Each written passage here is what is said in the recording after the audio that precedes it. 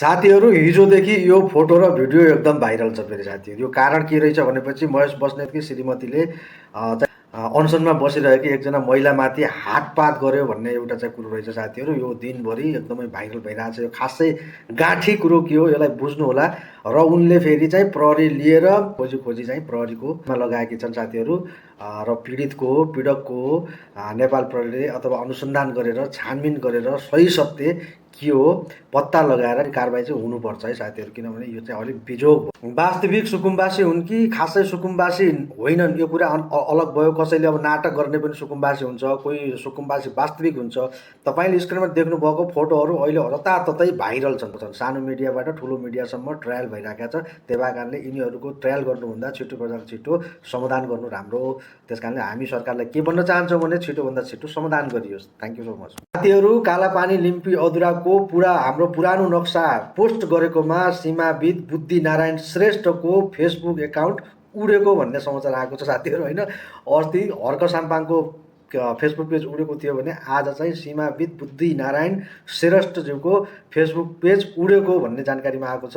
वास्तविक के हो बुझ्नु होला है त साथीहरू। एकैछिन हाम्रा हर्क साम्पाङज्यूको यो कुरा सुन्नुहोस् त साथी। शुभ यात्रा भन्यो, शुभ यात्रा सम्म भन्ने उपमेयरलाई दिन्छु त म। शुभ यात्रा भन्नु पर्दैन। ऐन त्यस्ता नाथे ऐन त हामी बनाउँछौँ। यति इगो शुभकामना नदिँदा कति छ अब त्यो त उहाँलाई थाहा होला होइन। तर उहाँको इगो एकदमै रहेछ भन्ने थाहा भयो नि त्यो भिडियो हेर्दाखेरि साथीहरू। सुकुम्बासीको बारेमा रवि लामिछानेले के भन्नुभयो एकैचोटि सुन्नुहोस् है। खुसी हुनुहुन्छ। एउटा कुरा चाहिँ सरकारप्रति नागरिकको विश्वास भयो भने यस्तो वातावरण बन्छ। सरकारले केही न केही गर्छ, हाम्रो लागि केही न केही राम्रो गर्छ सरकारले। ठिकै छ त, सरकारले व्यवस्था गर्छु भनेको छ, हामी विश्वास गरौँ न त भन्ने वातावरण बनेको हुन सक्दछ। नागरिक जनताको विश्वास भएको सरकार भयो भने नागरिकले पनि कोअपरेट गर्नुहुन्छ, नागरिक पनि सँगसँगै हामी पनि छौँ साथमा भन्नुहुन्छ। अलिकति दुःख त हुन्छ।